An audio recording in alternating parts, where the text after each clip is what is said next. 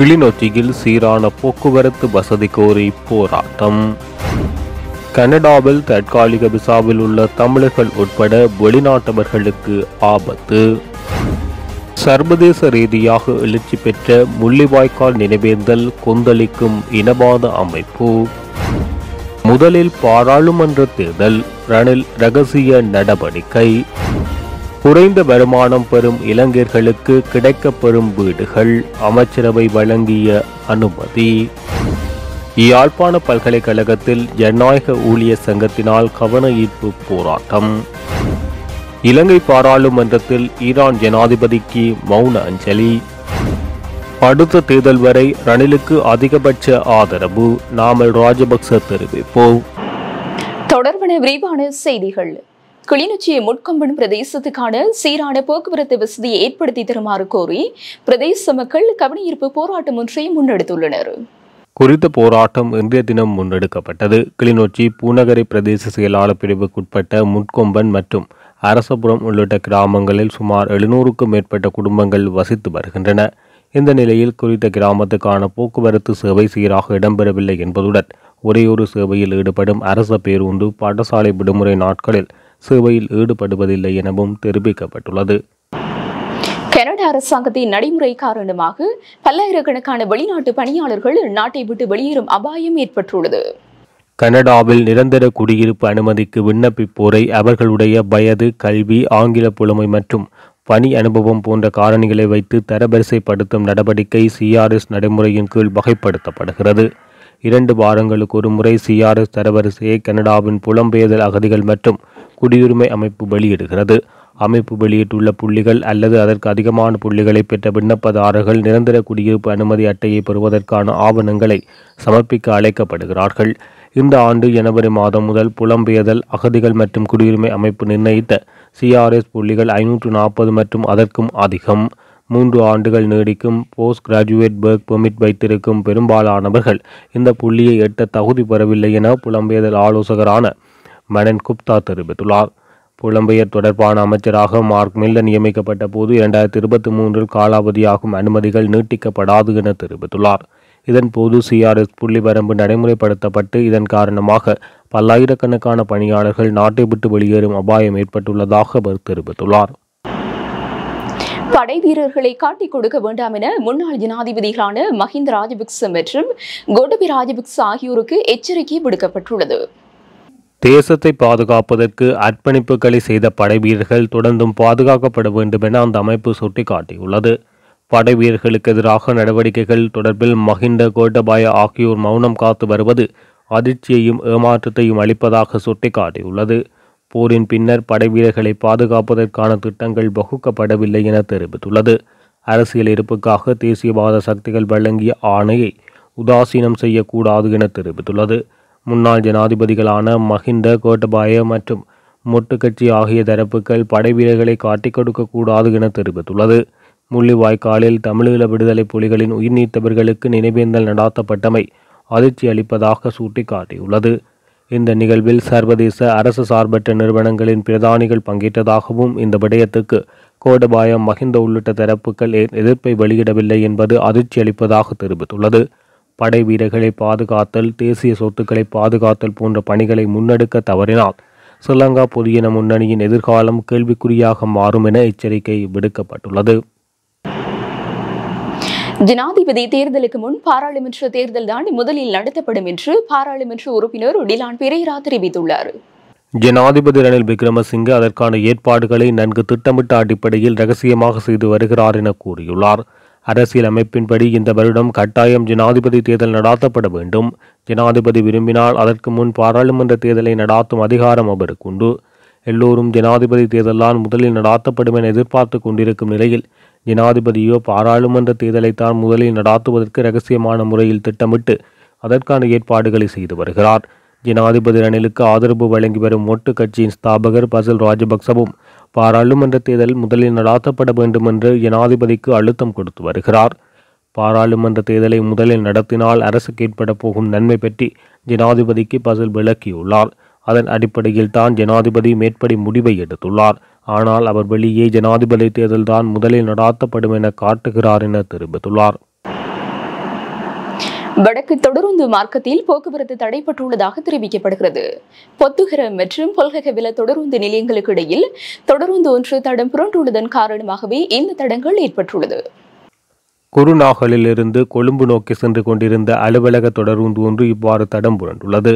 இதேவேளை நாட்டில் நிலவி வரும் கடும் மழை காரணமாக கொழும்பு தொடக்கம் புத்தளம் வரையான தொடருந்து பாதைகள் வெள்ளத்தில் மூழ்கியுள்ளதாக இலங்கை தொடருந்து சேவைகள் திணைக்களம் தெரிவித்துள்ளது.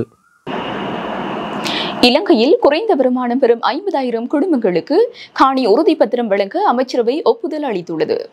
நகர அபிவிருத்தி மற்றும் வீடமைப்பு அமைச்சர் பிரசன்ன ரணதுங்க சமர்ப்பித்த அமைச்சரவை பத்திரத்தின் பிரகாரம் அமைச்சரவை இந்த தீர்மானத்தை எட்டியுள்ளது.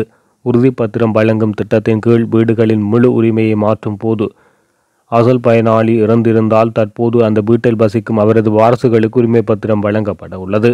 இந்த நிலையில் வீட்டு உரிமையாளர்களுக்கு நோட்டரி கட்டணம், முத்திரை மற்றும் உரிமை பத்திரங்கள் வழங்கும் போது ஏற்படும் பிற வரிகளில் இருந்து விலக்கு அளிக்கப்படும் அமைச்சரவை ஒப்புதல் அளித்துள்ளதோடு அதற்கான நோட்டரி கட்டணம், முத்திரைகள் மற்றும் பிற வரிகள் திரைசேரியால் ஏற்கப்பட வேண்டும். 2024 ஆண்டு வரவு செலவு திட்ட முன்மொழிவுகள் ஊடாக நகர வீட்டு உரிமையின் கீழ் குறைந்த வருமானம் பெறும் 50,000 வீட்டு உரிமையாளர்களுக்கு வீட்டு உறுதிப்பத்திரங்கள் வழங்க ஜனாதிபதி ரணில் விக்ரமசிங்க முன்மொழிந்துள்ளார். இது தொடர்பில் அமைச்சர் பிரசன்ன ரணதுங்க கடந்த ஜனவரி 4ஆம் தேதி அமைச்சரவை பத்திரத்தை சமர்ப்பித்திருந்த நிலையில் சட்டமா அதிபர் தனது அவதானிப்புகளை முன்வைத்து உறுதிப்பத்திரங்கள் வழங்கும் போது அந்த வீடுகளில் வசிக்கும் ஒரு தரப்பினருக்கு பாதகம் ஏற்படலாம் என தெரிவித்துள்ளார். இந்த வீடுகளில் வசிப்பவர்களில் சிலர் ஏற்கனவே டிசம்பர் 31 நிலுவைத் தொகையை செலுத்தியுள்ளனர். இன்னும் சிலர் செலுத்தாத காரணத்தினால் உரிய நேரத்தில் உரிய வாடகையை முழுமையாக செலுத்தியவர்களுக்கு இந்த பாதகம் ஏற்படக்கூடும் என சட்டமா அதிபர் தனது அவதானிப்புகள் மூலம் சுட்டிக்காட்டியுள்ளார். இதன்படி கடந்த ஏப்ரல் மாத இறுதியில் சட்டமா அதிபரின் அவதானிப்புகளை கவனத்தில் கொண்டு அமைச்சரவை பத்திரத்தை சமர்ப்பித்த விடயத்துக்கு பொறுப்பான அமைச்சர் பிரசன்ன ரணதுங்க டிசம்பர் 31க்குள் வாடகை செலுத்திய வீட்டு உரிமையாளர்களுக்கு பத்திரங்களை வழங்குவதற்கு முன்னுரிமை வழங்க முன்மொழிந்தார். மேலும் உரிய காலத்துக்கான வாடகையை செலுத்தி பிறகு உறுதிப்பத்திரங்களை வழங்க முன்மொழியப்பட்டது. இந்த நிலையில் குறைந்த வருமானம் பெறும் வீடுகளின் முழு உரிமையும் மாற்றப்பட்ட பின்னர் அந்த அடுக்குமாடி குடியிருப்புகளின் பராமரிப்பு பணிகள் கூட்டு ஆதன முகாமைத்துவ அதிகார சபையினால் நியமிக்கப்பட்டு கூட்டு ஆதன முகாமைத்துவ கூட்டு தாபனங்களுக்கு மாற்றப்படும். இதற்காக நம்பிக்கை நிதியம் ஒன்றை உருவாக்குவதற்கும் எதிர்பார்க்கப்பட்டுள்ளதாக அமைச்சர் தெரிவித்துள்ளார். நாடளாவிய ரீதியில் உள்ள அனைத்து பல்கலைக்கழகங்களிலும் கல்விசாரா ஊழியர்கள் பணி புறக்கணிப்பில் ஈடுபட்டு வரும் நிலையில் யாழ்ப்பாண பல்கலைக்கழக ஜனநாயக ஊழியர் சங்கத்தினரால் கவனஈர்ப்பு போராட்டம் மேற்கொள்ளப்பட்டது. இன்று காலை 11 மணியளவில் யாழ்ப்பாண பல்கலைக்கழகம் முன்றலில் யாழ்ப்பாண பல்கலைக்கழக ஜனநாயக ஊழியர் சங்கத்தினால் குறித்த போராட்டம் முன்னெடுக்கப்பட்டது. இதன்போது கல்விசாரா ஊழியர்களின் சம்பளத்தை அதிகரி, பல்கலைக்கழக ஊழியர்கள் மாற்றான் வீட்டு பிள்ளைகளா, MCA கொடுப்பனவை அதிகரி போன்ற கோஷங்கள் எழுப்பப்பட்டன. கடந்த 2/5/2024 முதல் முன்னெடுக்கப்பட்டு வரும் கல்விசாரா ஊழியர்களின் பணி புறக்கணிப்பு போராட்டத்தினால் மாணவர்களின் கற்றல் நடவடிக்கைகள் பாதிக்கப்பட்டுள்ளமை குறிப்பிடத்தக்கது. சபாநாயகர் மஹிந்த ஜாப்பா அபிவர்த்தன தலைமையில் இன்று காலை நாடாளுமன்ற நடவடிக்கைகள் ஆரம்பிக்கப்பட்ட நிலையில் மறைந்த ஈரான் ஜனாதிபதி இப்ராஹிம் ரைசிக்கு இரங்கல் தெரிவிக்கப்பட்டுள்ளது. அதன்படி நடவடிக்கைகளின் ஆரம்பத்தில் எதிர்க்கட்சி தலைவர் சயித் பிரேமதாசா மறைந்த ஈரான் ஜனாதிபதி இப்ராஹிம் ரைசி மற்றும் பலர் சார்பாக தனது இரங்கலை தெரிவித்தார். இவர்கள் அனைவருக்கும் ஸ்லாத்தின்படி சொர்க்க வாசல் திறக்கப்பட வேண்டும் என எதிர்க்கட்சி தலைவர் தெரிவித்துள்ளார். பின்னர் ஆளுங்கட்சியின் பிரதம அமைப்பாளர் அமைச்சர் பிரசன்ன ரணதுங்கவின் வேண்டுகோளுக்கு இணங்க அமைச்சர்கள் உட்பட அனைவரும் மறைந்த ஈரான் ஜனாதிபதி உள்ளிட்டோரை நினைவு கூர்ந்து 1 நிமிட மௌன அஞ்சலி செலுத்தியிருந்தமை குறிப்பிடத்தக்கது. இந்த நாட்டின் எதிர்காலம் தொடர்பான கொள்கை பிரச்சினைகள் தொடர்பில் விவாதம் நடத்தினால் ஜனாதிபதி தேர்தலில் போட்டியிடும் அனைத்து வேட்பாளர்களுக்கும் சந்தர்ப்பம் வழங்கப்பட வேண்டும் என ஸ்ரீலங்கா பொதுஜன பெரமுனவின் தேசிய அமைப்பாளரும் பாராளுமன்ற உறுப்பினருமான நாமல் ராஜபக்ச தெரிவித்துள்ளார். சிறந்த அரட்டையாளரை தேர்ந்தெடுப்பதற்கான விவாதம் நடாத்தப்படுகின்றது எனவும் அதற்கான 2 சிறந்த வேட்பாளர்களும் சயித் மற்றும் அனுர என அவர் தெரிவித்துள்ளார். பூஜா பிட்டிய திவானவத்த ஸ்ரீ போத்திருக்காரம விகாரையில் நேற்று இடம்பெற்ற வைபவம் ஒன்றில் பங்கேற்ற பின் ஊடகங்களுக்கு கருத்து தெரிவிக்கும் போது அவர் இதனை தெரிவித்துள்ளார். எதிர்வருகின்ற எந்தவொரு தேர்தலுக்கும் ஸ்ரீலங்கா பொதுஜன பெரமுன தயாராக இருப்பதாகவும் கிராமமாக 10 பேர் கொண்ட பலத்தை அணிதிரட்டி கட்சியை பலப்படுத்தும் வேலை திட்டத்தை ஆரம்பித்துள்ளதாக அவர் தெரிவித்துள்ளார். அடுத்த தேர்தல் வரை ரணில் விக்ரமசிங்கவுக்கு அதிகபட்ச ஆதரவு வழங்கப்படும் என்றும் தேர்தலுக்கு பிறகு அடுத்த கட்ட நடவடிக்கைகள் திட்டமிடப்படும் என நாமல் ராஜபக்ச தெரிவித்துள்ளார். யாழ்ப்பாணத்தில் பானொன்றுக்குள் கண்ணாடி துண்டுகள் காணப்பட்டமையடுத்து பொது சுகாதார பரிசோதகரிடம் முறையிடப்பட்டுள்ள நிலையில் சுகாதார பரிசோதகர் விசாரணைகளை முன்னெடுத்துள்ளார். செவ்வாய்க்கிழமை மருதனார் மடம் பகுதியில் உள்ள கடை ஒன்றில் ஒருவர் பான் வாங்கியுள்ளார். அதை வீட்டில் சாப்பிட முற்பட்ட போது பானுக்குள் இருந்து உடைந்த கண்ணாடி போத்தலின் துண்டுகள் காணப்பட்டுள்ளன. இது தொடர்பில் அப்பகுதி சுகாதார பரிசோதகருக்கு அறிவிக்கப்பட்டதை அடுத்து அவர் முன்னெடுத்த விசாரணைகளில் கடைக்கு பான் விநியோகம் செய்தமை சுன்னாகம் பகுதியில் உள்ள பிரபல வெதுப்பகம் என தெரிய வந்துள்ளது. இந்த வெதுப்பகத்துக்கு எதிராக பொது சுகாதார பரிசோதகரால் சட்ட நடவடிக்கை எடுக்கப்பட்டுள்ளமை குறிப்பிடத்தக்கது. கிராம உத்தியோகர்களின் பிரச்சினைகளுக்கு தீர்வு காணப்படாவிட்டால் தமது தொழில்சார் நடவடிக்கைகள் கடுமையாக்கப்படும் என தேசிய மக்கள் சக்தியின் தலைவர் அனுரகுமார திசாநாயக்க பாராளுமன்றில் தெரிவித்தார். கிராம உத்தியோகபூர்வ சேவையை ஸ்தாபிக்காமை, தனித்துவமான சம்பளம் கிடைக்காமை, கிராம உத்தியோகர்களுக்கு தேவையற்ற அழுத்தங்கள் போன்ற பிரச்சினைகள் எழுந்துள்ளதாகவும் கடந்த சில நாட்களாக உத்தியோகபூர்வ விடுமுறை மற்றும் வேலைக்கான நடவடிக்கைகளை மேற்கொண்டுள்ளதாக அவர் தெரிவித்துள்ளார். கிராம உத்தியோகத்தரின் சேவையானது 8 மணித்தியாலங்களுக்கு மட்டுப்படுத்தப்படவில்லை எனவும் நீண்ட காலமாக அவர்களது தொழில்சார் பிரச்சினைகளுக்கு தீர்வு காணப்படவில்லை என அவர் தெரிவித்துள்ளார்.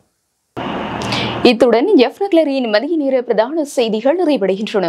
மேலதிக செய்திகளை அறிந்து கொள்ள www.efnaclery.lk என்ற இணையதளத்தின் ஊடாக இணைந்து கொள்ளுங்கள்.